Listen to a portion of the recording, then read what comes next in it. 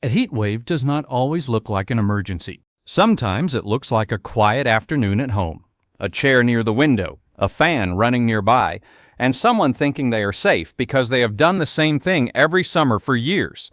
But last month, a heat wave in France killed around 1,000 people in only 3 days, and most of them were over 65. Right now, millions of Americans are living under heat alerts, and many of the people most at risk are not outside working in the sun. They are inside their own homes, doing ordinary things, unaware that their bodies may no longer handle heat the way they once did. That is the part most people are never told clearly. After 60, your body can quietly lose some of its ability to cool itself. It does not happen overnight. It does not mean you are weak. It can happen to active, sharp, independent people. But the change is real. And when the weather turns dangerous, it can make a normal hot day turn into a medical emergency faster than you think. I'm Dr. John Meyers, and I have seen many older patients who believed heat danger was something that happened to roofers, runners, construction workers, or young athletes. They never pictured it happening to a retired woman sitting in her living room, or a man watching television with a fan blowing across the room. But that belief is exactly what makes heat so dangerous. The people at highest risk often do not feel like they are at risk until it is already serious. There are 5 common mistakes that can turn hot weather into a real emergency. Some of them sound harmless. A few may even feel like the right thing to do. But if you get even one of them wrong during a heat wave, it can send you or someone you love to the emergency room. By the end of this video, you will know what those 5 mistakes are, why they matter more after 60, and what to do instead starting today. Before we get into the first mistake, I want you to understand the one thing that connects all of them. Your body has a built-in cooling system. When you get too hot, your heart pushes more blood toward the surface of your skin so heat can leave your body. At the same time, you sweat. When that sweat dries from your skin, it carries heat away. For most of your life, this system works so well that you barely notice it. But after 60, that system starts to slow down in a few ways. You may sweat less than you used to, and it may take longer for sweating to begin. Your sense of thirst can get weaker, so your body may not warn you soon enough when you are low on fluid. Your sense of temperature can also become less reliable, and your heart may have a harder time sending extra blood to the skin, especially if you already deal with high blood pressure, heart disease, or other health problems. There is one more piece that makes heat much worse, and it is not just the number on the weather app, it is humidity. Sweat only cools you when it can dry from your skin. When the air is full of moisture, sweat has nowhere to go. It sits there or drips off, but it does not cool you well. That is why 90 degrees in dry air can feel very different from 90 degrees in sticky, humid air. The number you need to watch is the heat index, because that tells you how hot it really feels to your body. And once you understand that, the first mistake starts to make a lot more sense. The first mistake is trusting a fan to keep you safe. And I understand why people do it. A fan feels like the obvious answer. You turn it on, the air moves, your skin feels cooler, and your brain says, "Good, problem solved." For mild heat, that can be true. A fan can help sweat dry from your skin, and that can help your body cool down. But there is a point where the fan stops helping and can start working against you. The Centers for Disease Control has been very clear about this. When the temperature inside the room climbs into the mid to high 90s, an electric fan will not stop heat-related illness. Once the air around you is close to 95 degrees or hotter, that air can be hotter than your skin. So instead of pulling heat away from your body, the fan may blow hot air across you and push your body temperature higher. The dangerous part is that the moving air still feels better. It gives you the feeling that something is working, so you may sit there thinking you are protected while your body is slowly overheating. This is one reason people are sometimes found in hot rooms with a fan still running. They did what had always worked before. No one told them there was a temperature where that old habit could fail. So what should you do instead? In serious heat, do not rely on a fan alone.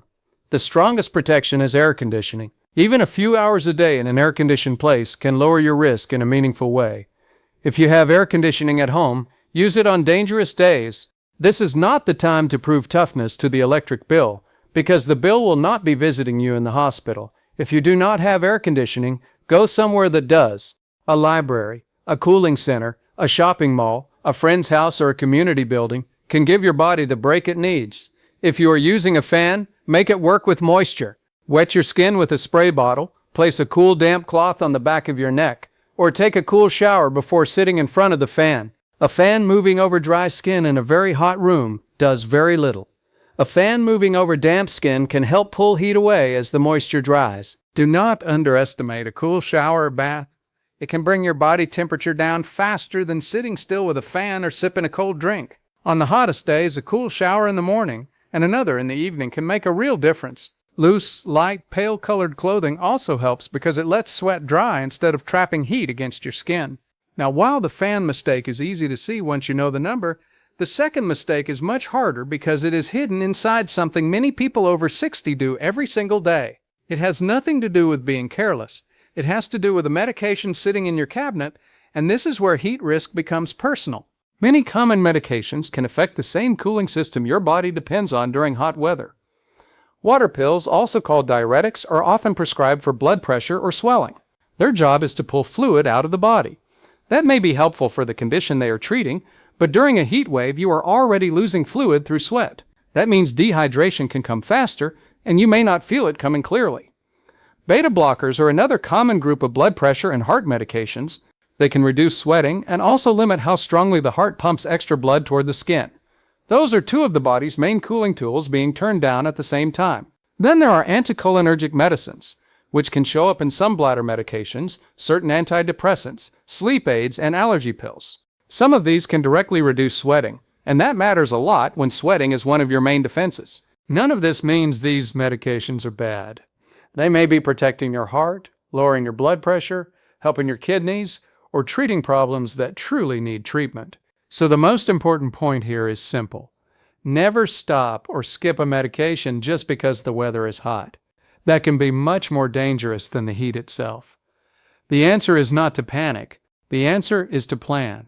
If you take water pills, beta blockers, bladder medication, allergy pills, sleep aids, or any daily prescription, ask your doctor or pharmacist one clear question before the next heat wave. Which of my medications affect how I handle heat, and what should I do on very hot days? That 5-minute conversation can protect you in a way guesswork never will. In some cases, a doctor may adjust timing or give you specific instructions for extreme heat. But that decision should be made by someone who knows your medical history, not by you standing alone in the kitchen with a pill bottle and a weather alert. If this is useful so far, take 1 second to subscribe, tap the like button, and leave a comment with where you are watching from and how hot it has been this week. That helps this information reach more people who need it. And honestly, this is one of those times when a simple click can do more good than the internet usually manages. The third mistake is waiting until you feel thirsty before you drink. For most of your life, thirst probably worked well. Your body needed water, you felt thirsty, you drank, and the problem was solved. But after 60, that signal can become much weaker.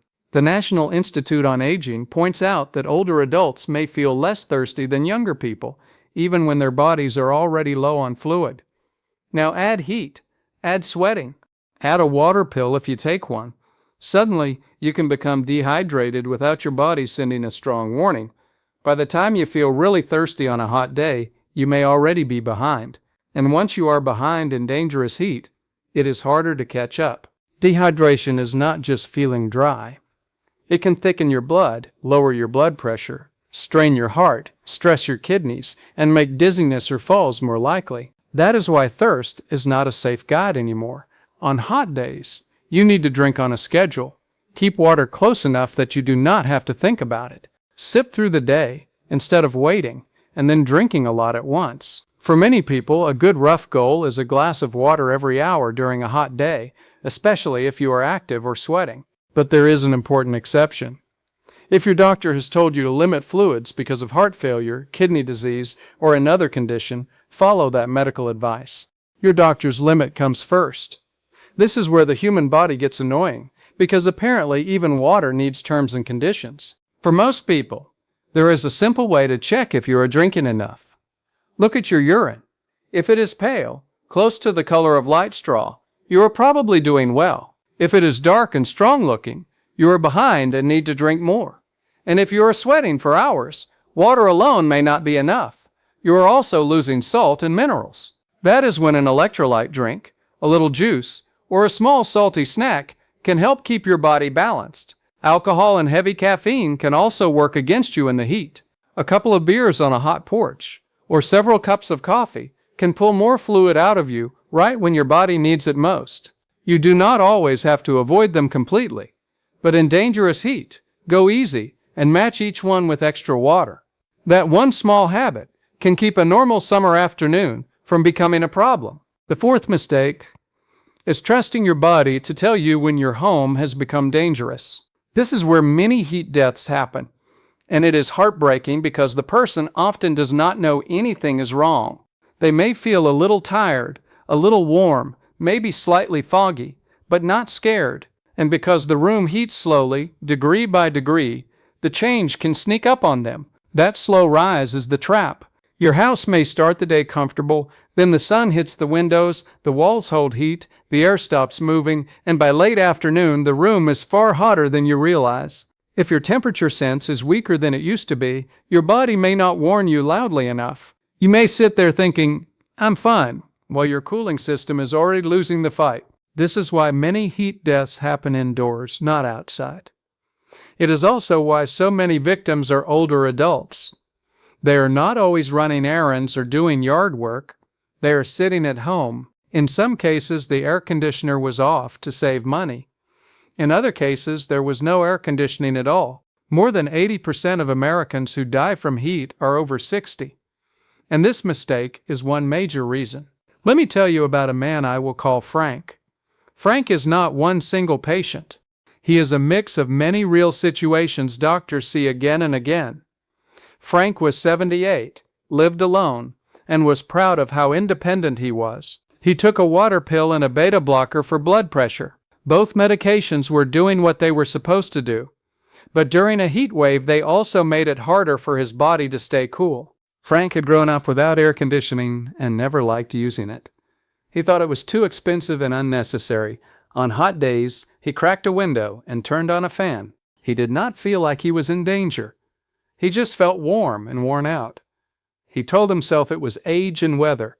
What he could not feel was that the risks were stacking on top of each other. The hot room, the fan pushing warm air, the water pill pulling fluid from his body, and the beta blocker reducing sweat and heart response. His body was overheating, but the warning signs were quiet. He did not call anyone because from the inside he felt mostly fine. And that is the exact danger. Sometimes the feeling that you are fine cannot be trusted. So the fix is to stop relying only on how you feel. Use a number. Put a simple thermometer in the room where you spend the most time. If the room is moving into the mid-80s and still rising, especially during a heat wave, do not tough it out. That is the time to get to cooler air. Close blinds and curtains on the sunny side of your home during the day.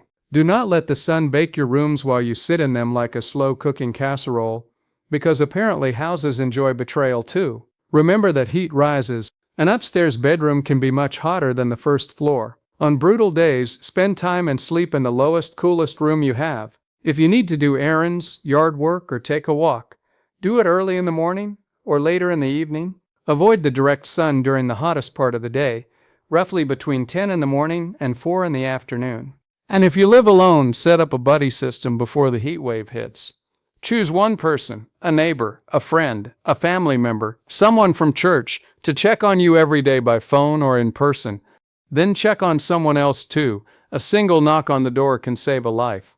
For Frank, that knock nearly came too late. And what happened next leads straight into the fifth mistake. The fifth mistake is not knowing the difference between being overheated and being in a true emergency. This difference matters because one stage can often be turned around quickly, while the other can become deadly if people wait too long. There are two stages you need to know: heat exhaustion and heat stroke. Heat exhaustion is the warning stage. It is your body waving a red flag while there is still time to fix the problem. The signs can include heavy sweating, cool and clammy skin, muscle cramps, weakness, dizziness, nausea, headache, and a fast but weak pulse.